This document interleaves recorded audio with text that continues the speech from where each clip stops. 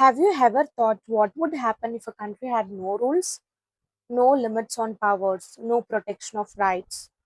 Scary, right? That's why every country needs a constitution. So, in this video, we'll understand Class 11 Political Science, Chapter 1, Indian Constitution at Work in a simple and clear way. Let's start with the most basic question: why do we need a constitution?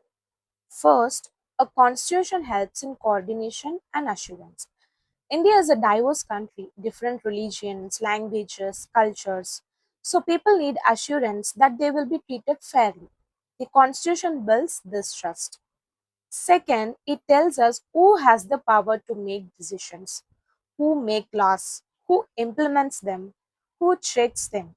The constitution clearly defines all this. Third, it puts limits on government power. Without limits, power can be misused. So the constitution ensures that the government cannot act arbitrarily. And finally, constitution reflects the aspirations of the people. It tells us what kind of society we want: justice, equality, liberty, fraternity. So the constitution is not just about rules, it is about values and vision. Now let's understand what exactly a constitution does. It provides a framework of basic rules. It defines the structure of government. It specifies decision making powers. It sets limits on authority. And most importantly, it protects the rights of citizens. So it controls power and protects people at the same time. Now, an important question: why do people follow the constitution? This is called the authority of the constitution. It gets its authority from the people. It was made by their representatives. The freedom struggle. It reflects their sacrifices, acceptance. People believe in it. That's why the constitution is respected and followed. Now, the next important question: who made our constitution?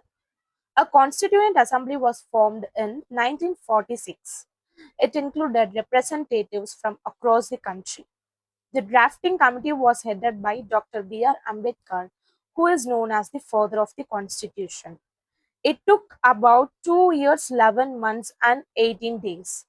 The Constitution was adopted on 26 November 1949 and came into force on 26 January 1950. But how was it made so carefully? The Constitution was made through the principle of deliberation. This means discussions and debates. Different leaders shared different views, and every point was carefully discussed before making a decision. That's why the Constitution reflects collective thinking, not just one person's idea. Our Constitution is deeply connected to India's freedom struggle. The values like justice, equality, freedom came from the nationalist movement.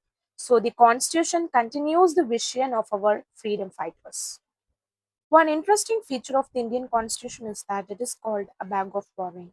But what does that actually mean? It means that while making our constitution, the makers did not create everything from scratch. Instead, they borrowed good features from different countries and adapted them to suit Indian conditions. So, it is not just copied, it is carefully selected and modified. Major borrowed features: United Kingdom, parliamentary system, rule of law. United States of America, fundamental rights, judicial review. Ireland, directive principles of state policy. Canada, federal system with strong center. Australia, concurrent list. Because it combines the best features of many countries but shapes them according to India's needs. The constitution are given in the preamble. These include justice, liberty, equality, fraternity. These values guide all laws and policies in India. Now let's look at some important features. Federalism. Power is divided between center and state. Parliamentary system. People elect representatives, government is accountable to them. Separation of powers. Power is divided into three organs: legislature, executive, and judiciary. Fundamental rights. Basic rights are guaranteed to citizens. And the last one, secularism. All religions are treated equally. The Constitution creates a balanced institutional design. No single institution has all power. Power is distributed to avoid misuse. So, three main institutions work together. Legislature makes laws, executive implements laws, Judiciary interprets laws. Each checks the other, ensuring balance. The Constitution is not static, it is a living document. It can be amended according to changing needs. This makes it flexible and relevant. Our constitution is not too rigid and not too flexible. Some parts are easy to change while some are difficult. This creates a balance between stability and change. So remember, the constitution is the foundation of our country. It is a result of debates, discussions, and the freedom of struggle.